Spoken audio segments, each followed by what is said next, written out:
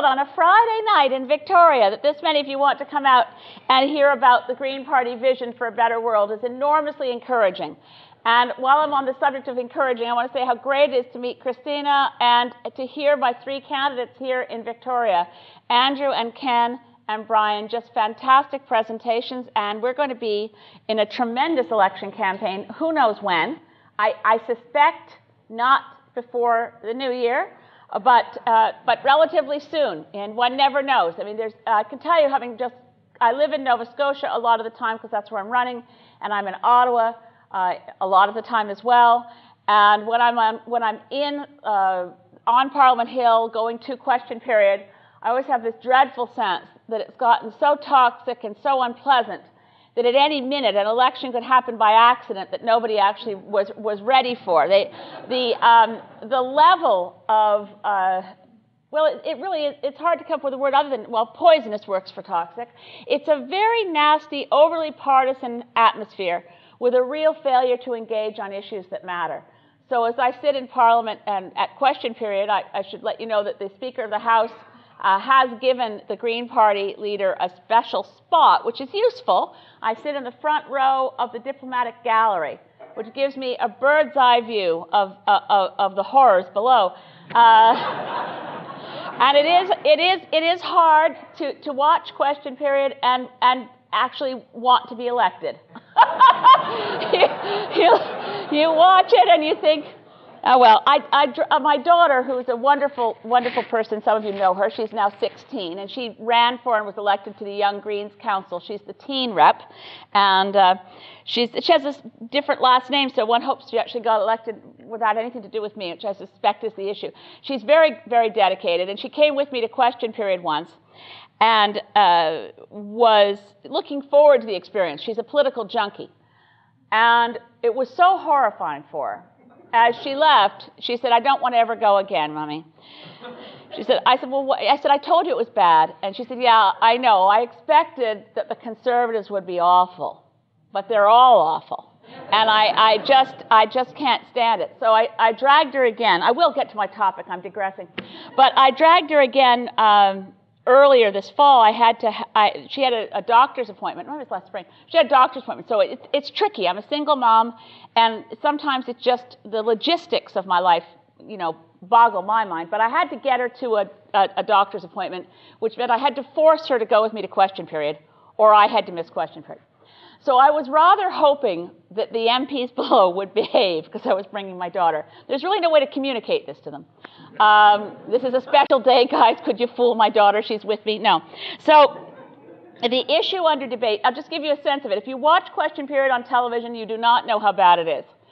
Every MP who's speaking has the camera on them, and you hear what they are saying. You may be slightly aware that there's a dull roar in the background, but you don't hear it. Whereas when you're in the room, you wear an earpiece to magnify the sound of the person who's trying to speak, because otherwise you wouldn't hear them at all. Because there's very much a steady interruption, hubbub, and yelling going on, and it's discouraging. I can say that for sure. And actually, the acoustics aren't that good in any event. So the earpiece is good, and sometimes when I think things are getting really out of hand, I don't want to miss anything exciting, so I stop listening to the MP who's speaking so I can hear or try to make out what the MPs are actually yelling. And this is also distressing. For quite a while, and for anyone who thinks that Belinda Stronach didn't stick it out in politics, for a while there, whenever she got up to speak, the Conservatives would chant, "Do me, do me."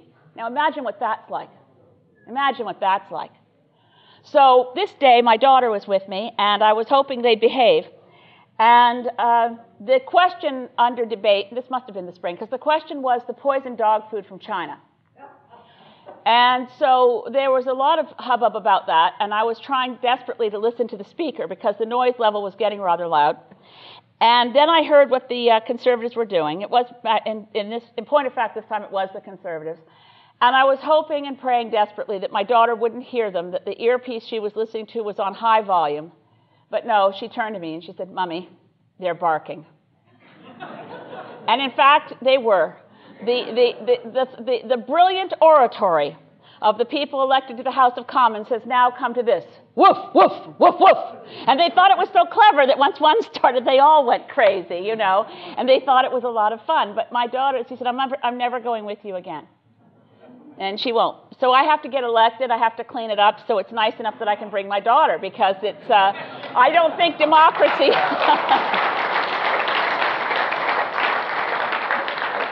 I really don't think that the place where democracy allegedly takes place in Canada should be the sort of television viewing that you don't want your children to watch. So we're going to fix that. That's why our slogan is, Change the Climate in Parliament, is clearly about the climate issue, but also about bringing respect back to the way we treat each other in the House of Commons. So I am hoping to get elected and be in that melee, and I expect to be. As Adrian was covering it, we have encouraging news in a steady stream of polls, and we'll see how it goes from here. We plan to continue what we're doing, which is a relentless campaign of honesty. It's a little bit, it's sort of a heresy in political life, but this is what we're trying to do in the Green Party. Tell people what we think is really going on and offer bold solutions, even if they're not yet politically popular. Hope to make them sufficiently politically popular that other people will adopt them. And that comes to what I want to talk to you about tonight, which is Vision Green, which is not available in lots of big piles of paper because it's really, really long. And having translated it, we couldn't really afford to print it. So you will find it, again, being relentlessly honest, you will find this on the Green Party website. And I encourage you to have a look. The attempt here was, this is not a campaign platform. This is an attempt to provide people with the foundational piece of the principles and policies of the Green Party. Our platform will be drawn from this. Adrian mentioned earlier that we work together on a shadow cabinet with some quite extraordinary people. And we've put this together based on policies that were already approved by our membership. So we work from the grassroots up. Members approve the policies, and where all the Green parties around the world are bound together by adherence to the global green principles. Well, just to put in context the title for tonight's talk, which is Averting Climate Catastrophe, that is 1 out of 6 chapters that you'll find in Vision Green. The green economy being a large section, the first section of our vision, recognizes that dealing with the climate catastrophe represents what I want to address tonight. It's the single biggest business opportunity that humanity's ever seen. There's a positive bit of news in all of this, although much of what I'm going to tell you may be loosely construed as depressing. But beyond that, we also have a large section on preserving, restoring the environment. Part 4 deals with what we might call social issues. We just call it people. The needs for childcare, the needs to deal with issues for seniors, women's equality, the range of issues, but with some very bold approaches. And then our foreign policy, and then lastly, good government, and what we can do to promote good government and accountability. What I wanted to talk about tonight is the climate issue, largely because right now, this week, we're on the brink of a major UN conference, getting a fix on what's happening, why it matters, and being prepared for whatever spin may be coming our way. I thought it was worth spending some time on what will be coming up at the conference in Bali, Indonesia, because a lot of history really comes to understanding what will be taking place next week. It's starting December 3rd, so a little bit more than next week. And at the same time, right now, as many of you will have heard on the news, today is a day that Canadians can be ashamed of what our government's doing at the Commonwealth Summit.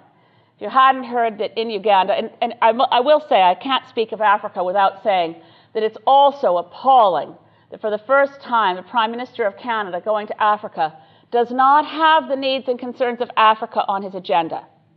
I don't know if you've noticed the language coming out of the Harper government, but they now speak of the concept of neighborhood, as in Africa is not in our neighborhood.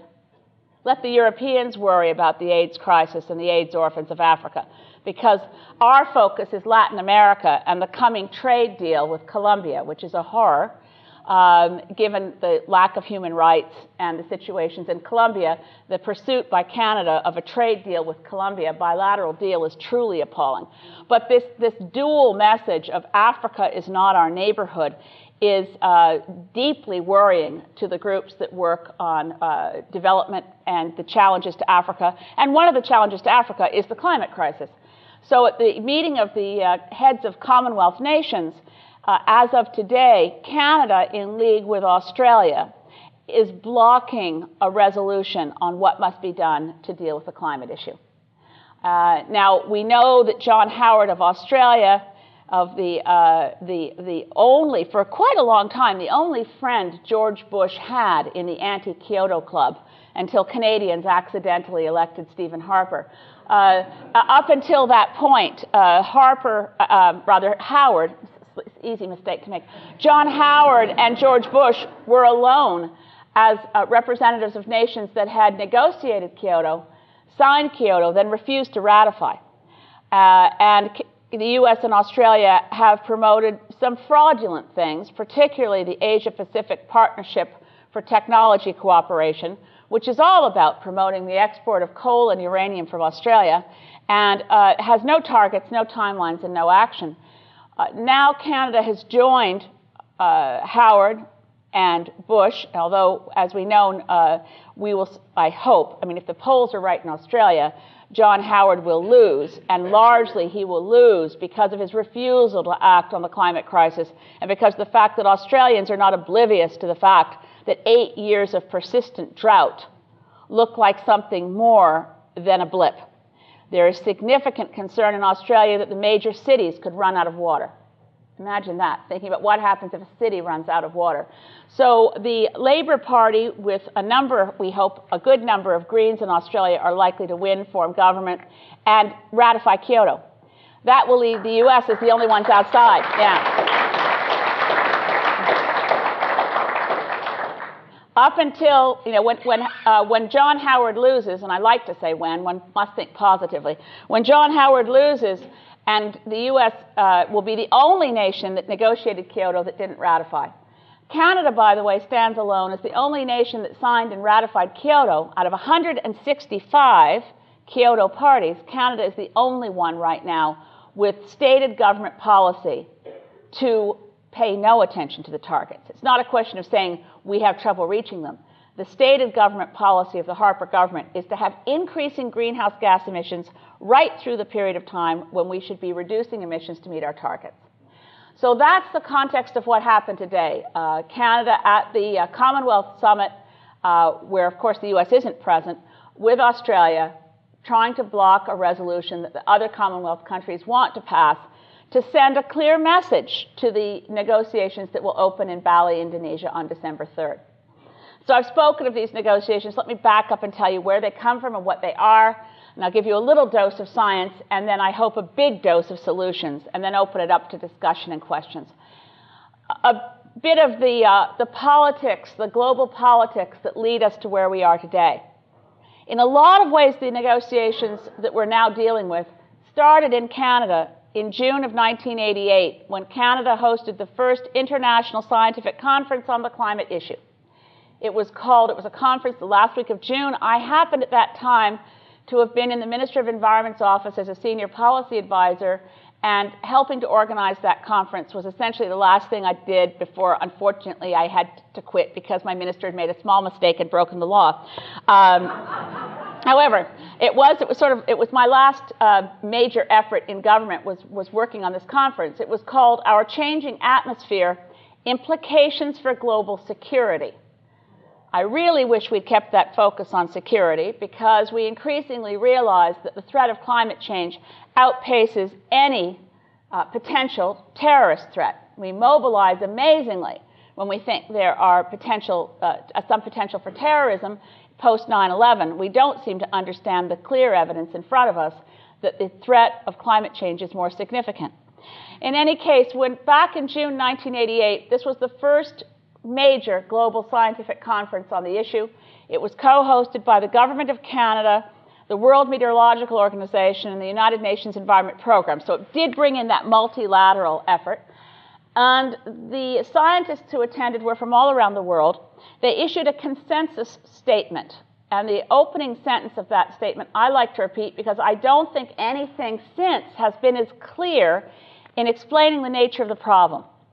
What they concluded was this, and bear in mind this is almost 20 years ago with the science we had then. They wrote, humanity is conducting an unintended, uncontrolled, globally pervasive experiment whose ultimate consequences are second only to global nuclear war.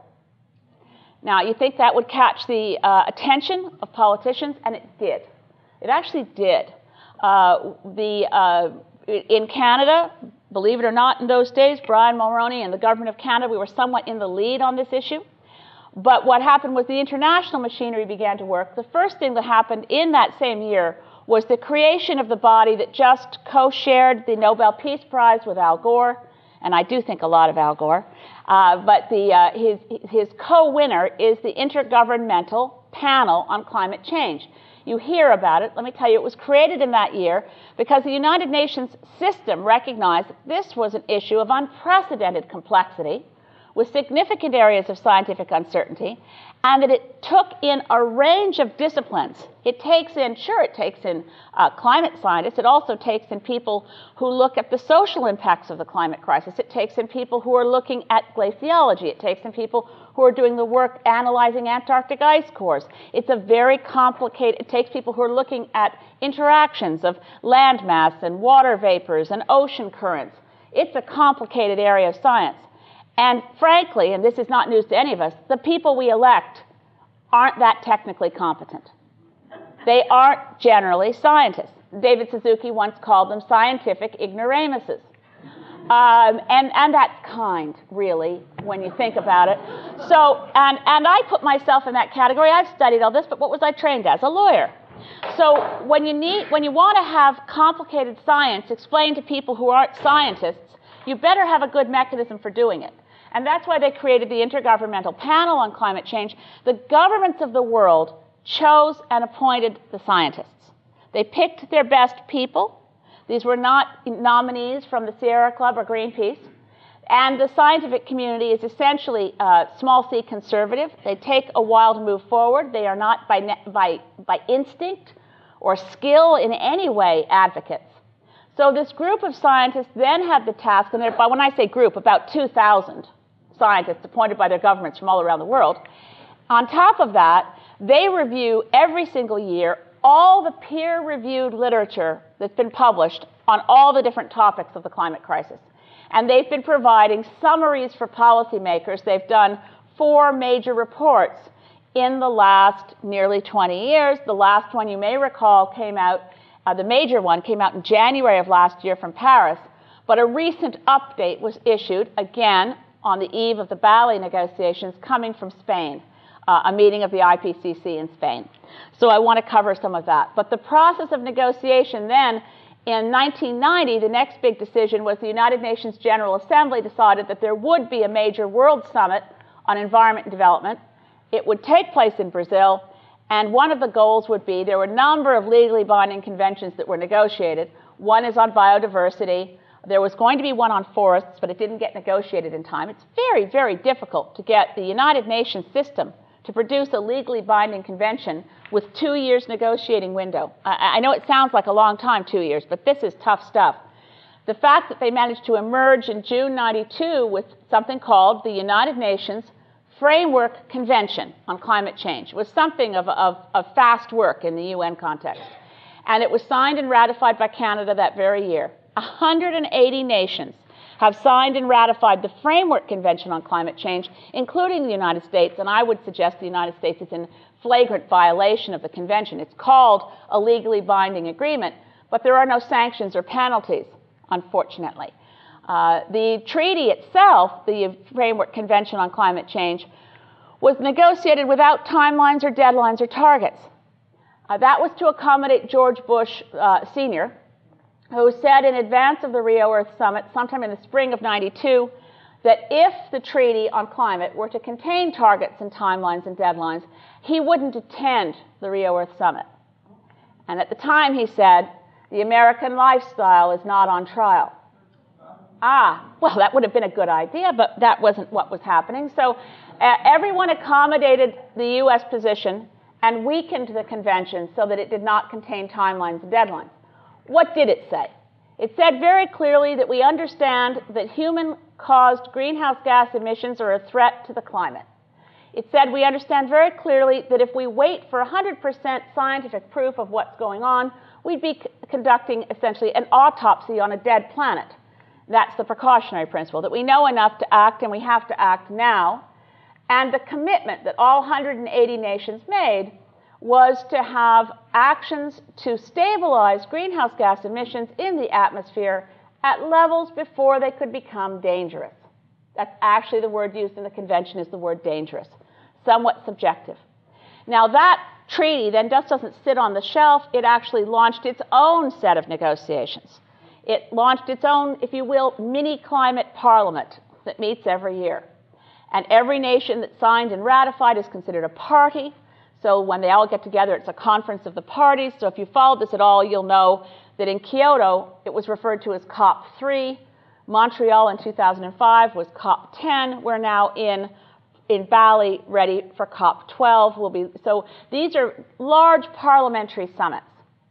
And they are of all nations that have signed and ratified to continue the negotiating process. Why did they need to continue? Well, because the IPCC kept feeding them information that we needed real targets, and we needed them fast, and we needed them deep.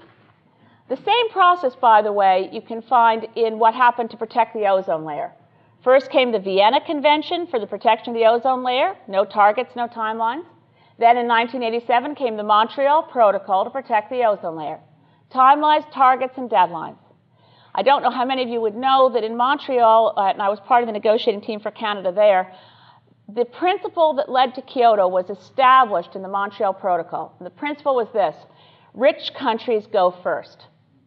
This is because, as a matter of equity, the wealthy industrialized countries have largely created the problem. We're 20% of the world's population, and we produce 80% of the world's pollution. So in terms of chlorofluorocarbons destroying the ozone layer or greenhouse gases, we've certainly been in the lead in creating the problem. We also have superior resources, superior technology, and a superior ability to develop solutions.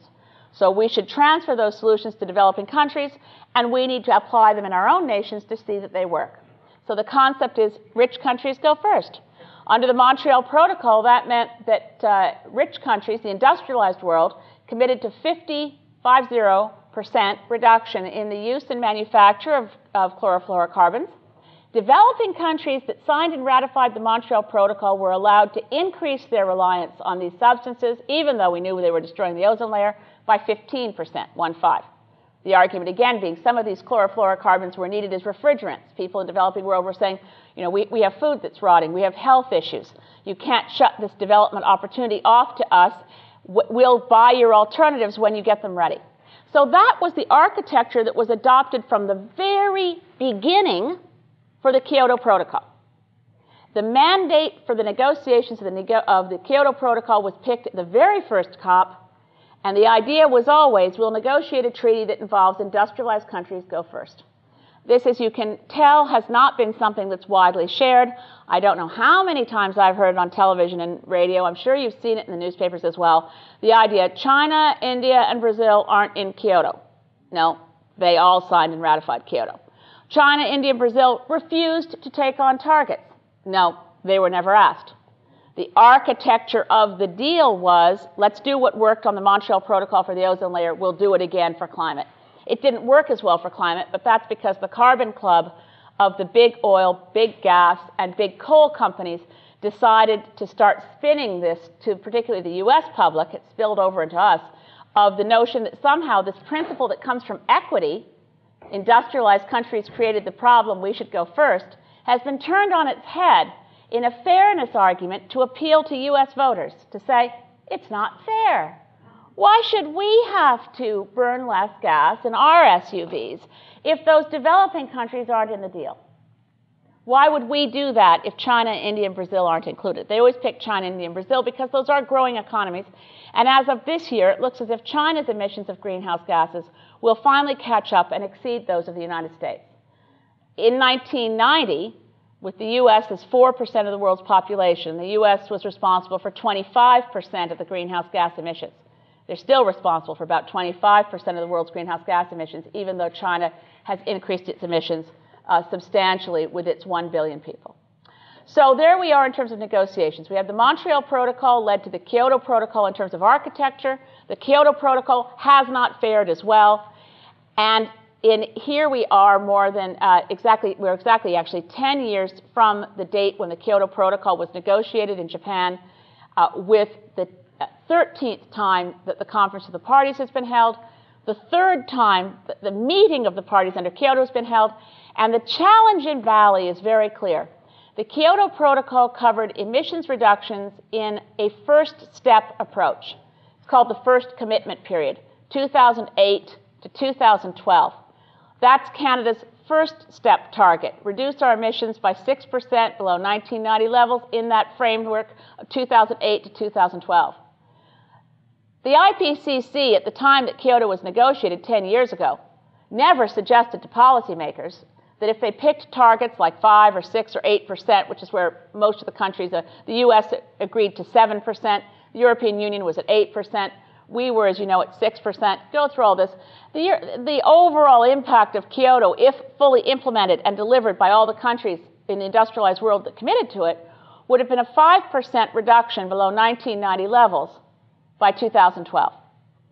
At the time it was negotiated, the Intergovernmental Panel on Climate Change said that to avoid significant climate disaster, that word dangerous, they needed reductions on the order of 60%, 60. So no one thought 5% was the solution.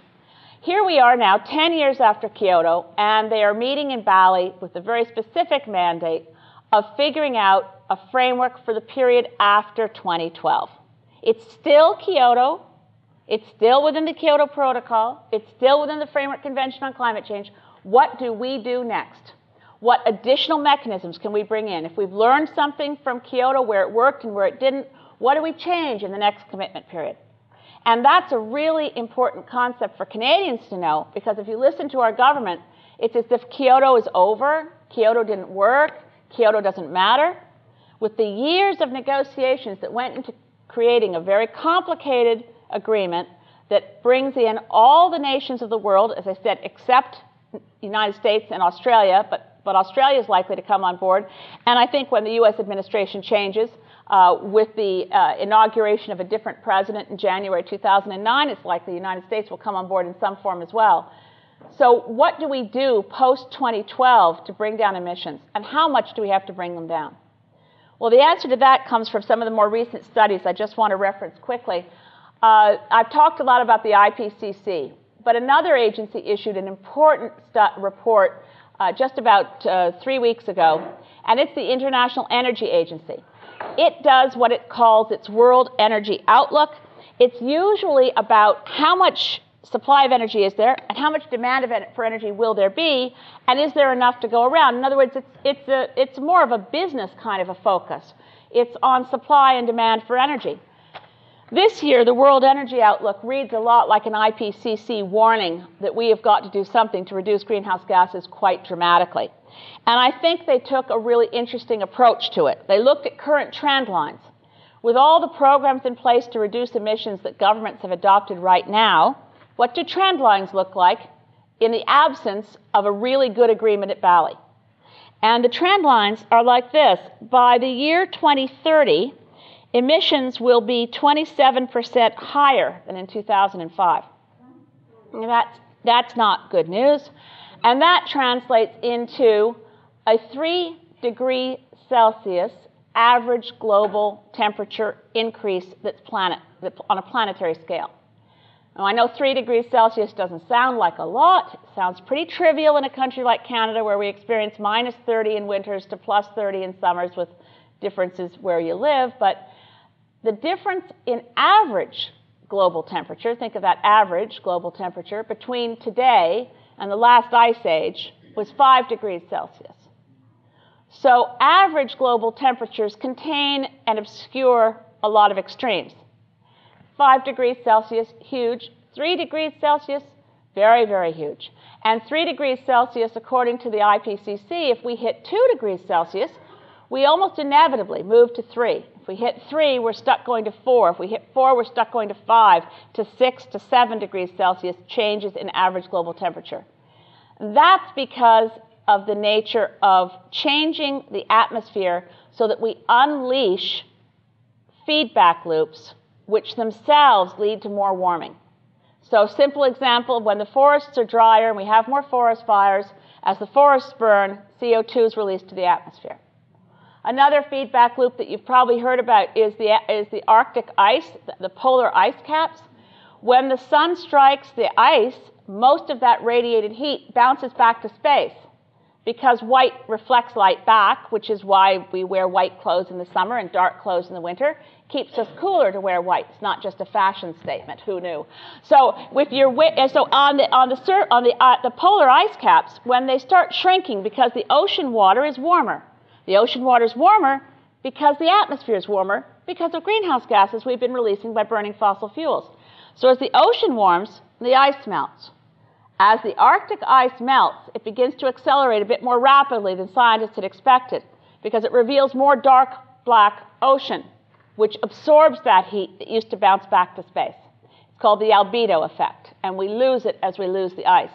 That's a positive feedback loop, is what scientists call it positive. It's not positive in the sense of good news, obviously. Same thing with permafrost melt. As we lose the permafrost, as it melts, particularly in the western Arctic and in Siberia, the locked into that frozen organic material, methane gas begins to escape. Methane gas is a greenhouse gas, unit per unit, much more powerful warming gas than carbon dioxide. So these are the things that we begin to unleash, which we can no longer control and call back. We have the ability to reduce our own emissions. We have an enormous potential to do so, but we can't at a certain point make any difference if we allow the concentrations of greenhouse gases in the atmosphere to get so high that nothing we do makes any difference anymore. In other words, we can be the trigger, but we may not be able to provide the solution if we let it go too long. When is too long? Now, again, the International Energy Agency report. What they suggest is that if we are going to hold CO2 levels and hold temperature at levels that avoid that kind of point of no return, we have to ensure that the global increases in greenhouse gases stop and are arrested. In other words, that the peak in greenhouse gas emissions is achieved by 2015, and then we start going down. That by the year 2015, we must have gotten all the countries on Earth together to stop the increased burning of fossil fuels, to start the process of saying, let's stabilize it at that and start the downward trend. We have to at least stop the increase by 2015. Now, that's very, very, very soon. So what they concluded in what they are usually looking at in terms of scarcity of resources from the International Energy Agency was this, and I'll quote, "The primary scarcity facing the planet is not of natural resources nor money, but time." I think that's a really important point for us to all bear in mind as we look at what's going to happen in a few weeks' time, well, a few days' time in Bali, Indonesia. The Intergovernmental Panel on Climate Change itself issued another quick report out of their meeting in Spain, summarizing what they'd said before to say we need to avoid irreversible, they're starting to use that language more, irreversible climate change leading to global catastrophe. Now, what's the problem with talking about global catastrophe? For one thing, sounds bad, it's really scary, and it's something like what I grew up with when I was very small. We grew up in my generation, those of us baby boomers from the 50s, with a mushroom cloud over our head. If you're constantly paralyzed by the threat of mutually assured destruction and a crazed kind of Dr. Strangelove world, it's often hard to imagine that there's much point in going on. It can paralyze you with fear. And that's something you can't afford if your shortage is not of natural resources nor money, but time. Let's flip this around. We have enough natural resources. We have more than enough money if we use our time well. So in thinking about catastrophe, we have to flip it around and say, look, we know the threats are real. We've seen massive amounts of science. I don't need to review for you what it would mean if the Western Antarctic ice sheet collapsed, 3.2 cubic million kilometers of ice. This would be bad news. It would flood every coastal city. We get this information, and it has the effect, I'm afraid, of something like carrying a mushroom cloud above your head. At what point do you figure out what I can do about it? At what point do you know there's hope? At what point do you figure out what's wrong with my government, that they're not acting a way that's appropriate? So that's why the approach the Green Party is taking, and that we hope to take in the next election, is to keep promoting for people the ways that you take the problem apart from a massive problem into digestible chunks of action. So you can look at what you do in agriculture, what you do in forestry, what you need to do in the manufacturing sector, what you need to do in universities, what you do in homes, what you do in hospitals, what you do in schools, what you do with transportation. How do you take this apart and have all the signals work so that you line up all the actions and move together in the same direction? Our approach is basically that we can leave no stone unturned. The policy instruments that are available to us all have to be used, starting with a carbon tax. And the carbon tax revenue will be used to decrease other taxes. Now, I've argued with John Baird about this, or, as you know, Canada's Minister of Environment, John Baird, and he likes to refer to any carbon tax as the mother of all taxes. This is the only time in which I know he's fond of quoting Saddam Hussein.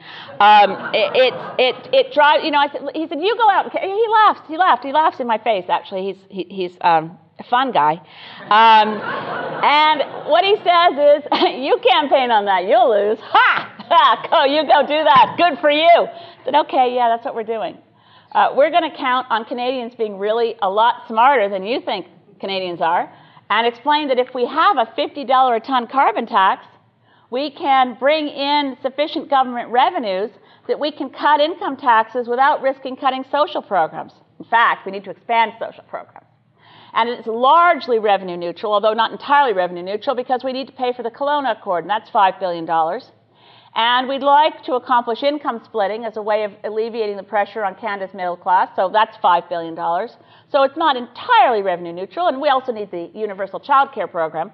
But by the time you're done, you're still reducing income taxes substantially, and you're able to reduce payroll taxes. So the employer pays less CPP and EI, and the employee has less taken back on their check, but they get the same program. Well, let's hope better access to EI and CPP than we've had. So that's the way a carbon tax works. But that's not going to be enough in and of itself. That's just one clear signal to the marketplace that's absolutely essential. On top of that, we need regulations. We need to regulate the efficiency of our automobile fleet by ensuring that we have cars that are manufactured that go farther on less gas. We also need to protect the jobs of Canadian auto workers. They're trapped in a dreadful situation where, between the high Canadian dollar, the stupidity of the big three in Detroit, the fact that they're being madly overtaken by Japanese manufacturers who figured out some time ago that people might actually want to buy cars that weren't monstrosities. So this is a problem. So we need to work closely with the Canadian auto workers and ensure that Canadian jobs are protected. But meanwhile, we need the regulations. And we also need to regulate energy efficiency, and we need to regulate our refrigerators. You know, there are refrigerators that are legal in Canada that can't be sold in the US because they're such wasters of electricity that they're not even allowed there. And there's a whole range of regulations that'll help, but that's not enough. We also need to have a program to take the existing capital stock, largely buildings, and retrofit them. This is a wonderful program for employment for all kinds of people, and something constructive and local with lots of great spin-offs, so that you take a building and you just can't go wrong insulating a building. You can hardly insulate it too much. You can't build it with enough R50, R80. I mean, if you look at what Amory Lovins has done in the Rocky Mountains with the Rocky Mountain Institute, they have an entire building in a snow belt with no internal source of heat. They don't bother with a furnace. The building's just so well insulated that all the activities on the inside keep the building warm enough. And just to kind of tweak everybody, he grows bananas in the building just to show off, because that's kind of how he is. So there's insulating buildings, retrofitting to ensure that if you put a green roof on a building, it's not just about having a beautiful garden space that people can enjoy, or maybe growing some fruits and vegetables in an urban area. We do need more urban agriculture. It also has the lovely benefit of reducing the air conditioning demand in that building by 25%. So there are so many solutions to the climate issue that you can't even, I mean, in the time available, in which I'm rapidly using up, speaking of running out of time, there are literally hundreds of solutions. We also need to ramp up renewable energy, everything we can do to reduce the amount of energy we waste, improve our use of waste heat through district energy, or otherwise known as cogeneration. There are so many things we can do, and they pay for themselves rather quickly, even in the currently skewed, cheap fossil fuel world. But we need to help people. We certainly need to help universities that are being starved for cash. How are they going to put in an energy-efficient burner when they can't afford to hire professors and they're using recent PhDs as a cheap pool of labor with no job security? How about that for coolie labor? It's extraordinary what's happening to our universities. So we also want to make sure universities are properly funded. But they need help with energy efficiency and conservation. So the carrying costs of running a university go down. The carrying costs of running a hospital go down. But that takes an investment. We also need municipal infrastructure to be beefed up.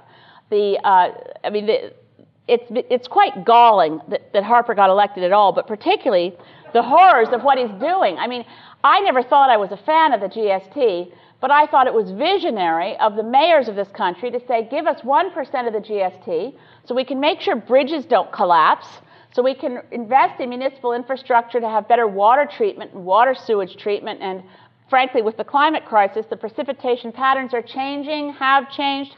We need different kinds of water infrastructure. We need a big investment.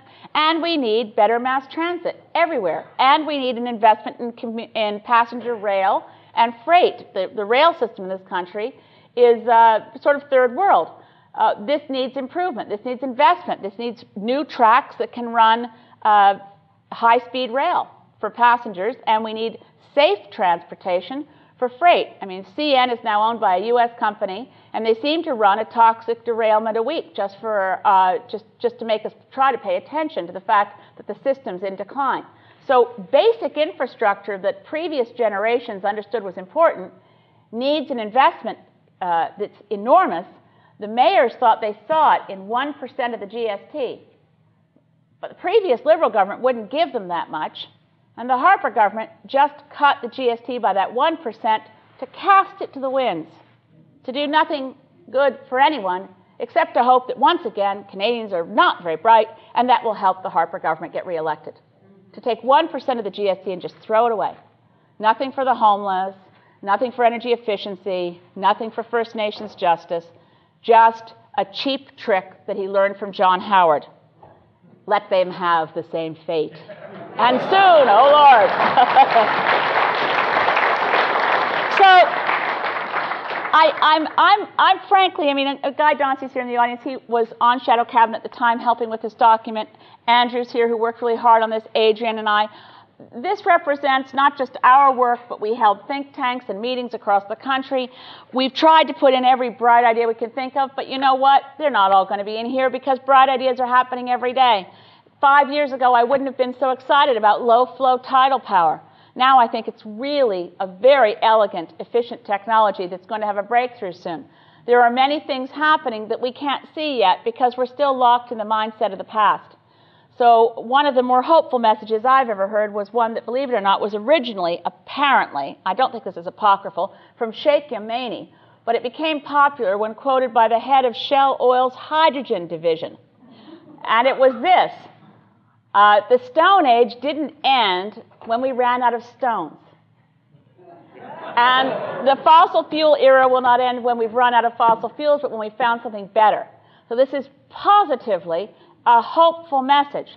We have to do first is make sure people understand the climate crisis is real, and then grab them and pull them back from despair before they let it get hold of them, and say, right, shake off inertia, stop greenhouse gases rising, do it by 2015, and then launch a new green industrial revolution that will change the face of this planet so that our children will only be able to explain to a very skeptical group of grandchildren that we do not yet have how it is that we used to drive around in cars that produce pollution so toxic that if we brought it back into the inside of the vehicle, it would kill us, and that we thought it was a routine way of traveling that didn't bother us much, that it was melting polar ice caps. They'll say, really?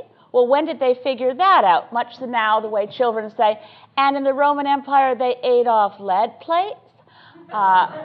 We can figure this stuff out, and I invite you to join us and help us spread the message. We do not have to accept that the trend lines are predictions. We do not have to accept that the Harper government's approach to climate disaster commits Canada to being on the wrong side of history.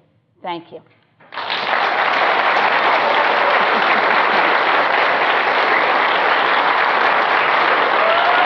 Thank you. Wow.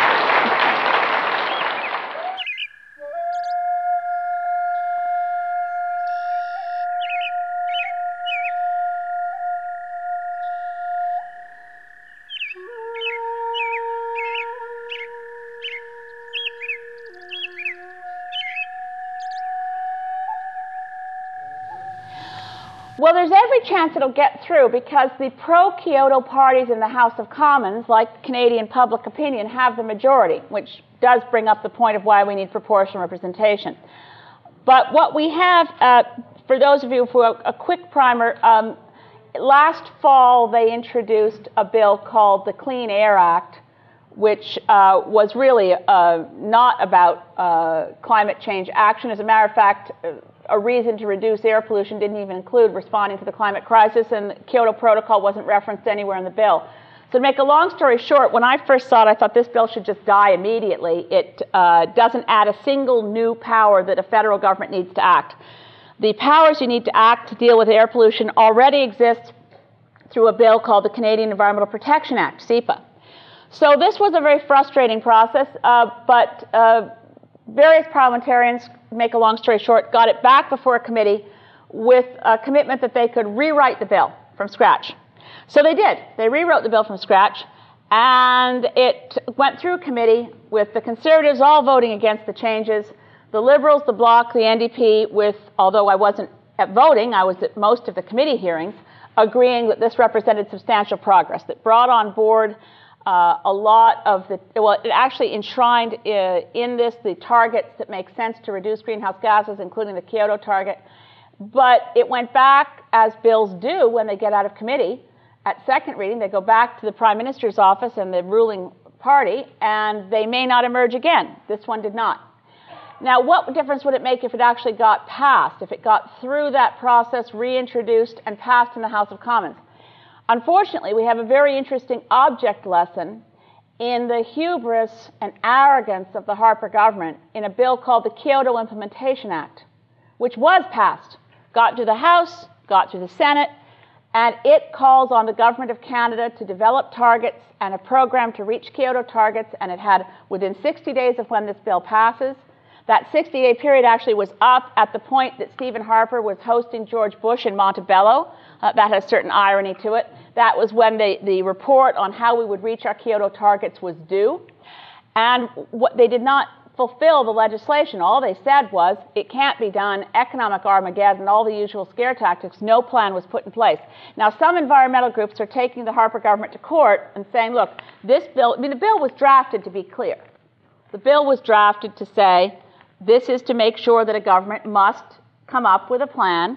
Doesn't say you must reach targets if they're not reachable, and frankly, I don't think they are now reachable. I have to say that. We've lost so much time and our emissions have risen so much that what we must do, though, is a good faith effort to get as close as possible to the targets now, because we know emissions reductions in the next commitment period will be even steeper. So we are not only irresponsible globally, we are tying the hands of, within 5 to 10 years, a different Canadian government that needs to reach steeper targets, and we will have sabotaged their efforts by letting emissions continue to rise. We have to start bringing them down fast. We have to do our best. Well, the fact that the government of the Harper government chose to ignore that very clear instruction suggests to me that if Bill C-30 passed, they'd ignore it too.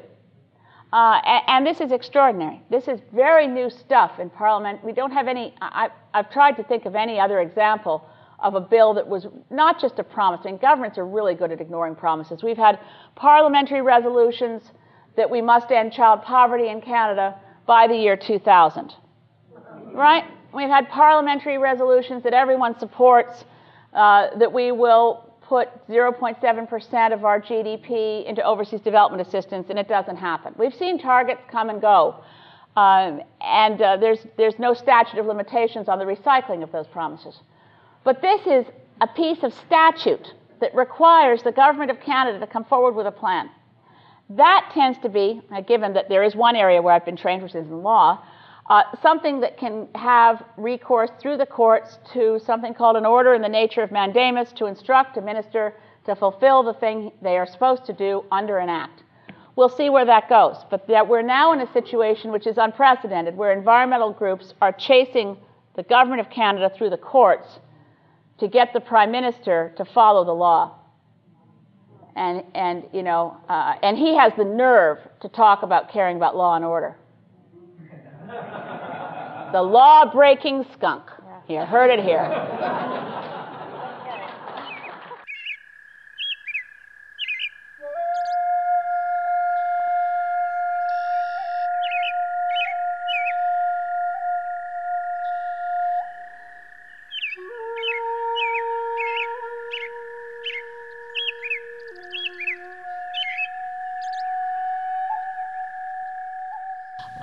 I've had the experience of debating some of the climate deniers.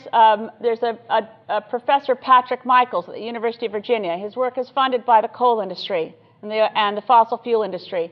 He actually has gone before Senate committees and falsified the work of other prominent scientists, erasing a line once on a graph of Dr. Bob Watson and claiming that his work was discredited because of he manipulated the result, showed it on a screen in order to undermine a very well-respected scientist. And he still is paraded around on CNN and Fox News. Fox News, by the way, recently said, which I thought was extraordinary, that this is a quote, "It is vital that the ice caps melt entirely so that we can get to the oil and gas below." Now, so when you say you didn't hear much about the climate crisis when you were living in the U.S., the Ohio legislature, by the way, the Ohio legislature has passed a bill which says that it is not allowed in Ohio's bills to reference climate change or global warming. One must not speak of it. There's also, of course, the climate denier lobby has been somewhat effective, but overall is losing.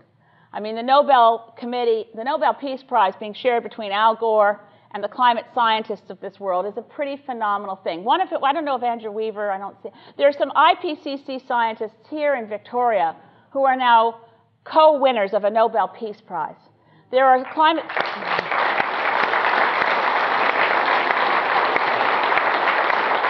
Yeah. Now, in the United States, believe it or not, I got this over my horrible BlackBerry, that from one of the climate scientists who won the Peace Prize, that in the United States, George Bush is inviting the climate scientists to the White House for a reception. All the U.S.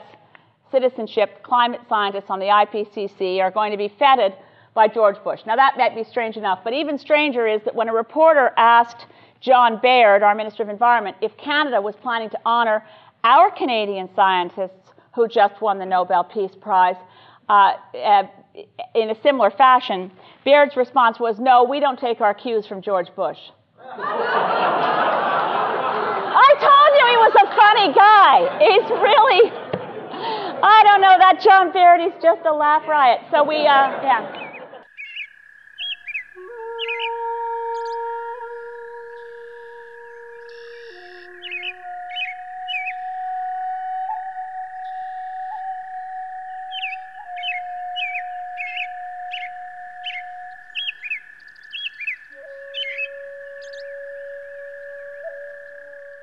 The point is, one of the things that will be costly that we want to do is the retrofit program for the existing capital stock.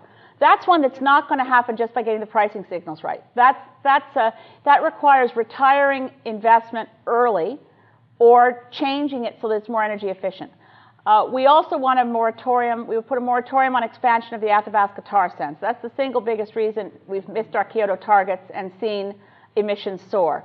So we've gone from 500,000 barrels of oil in 1996 to 1.2 million barrels of oil today. We'd hold it there while we examine whether it's possible to be producing oil out of the tar sands in a way that's carbon neutral and that's not devastating to water resources. So there's so many measures that when we add them all up, in our view, we could be wrong, if it's not working, we'll throw money at renewables. In our view, removing the subsidies to fossil fuels and nuclear, providing incentives and accelerated capital cost allowance for the investments in wind and solar and tidal and so on, and aggressively moving. This is where we buy our time. We buy time for the other things to come on board through aggressive demand-side management. We know from the Stern report that an investment of 1 to 3% of GDP now makes, and I say Stern report, I don't know how many of you know, I mean, I'm referring to Sir Nicholas Stern, former senior economist to the World Bank, who provided a report to the UK government that the costs of leaving climate change alone and not acting on it would be $7 trillion hit to the world economy, so spend 1 to 3% now. If we're not getting the results we need, we do other things. I mean, ultimately, if we don't act and do absolutely everything we can to reduce greenhouse gas emissions, we move to carbon rationing fairly quickly.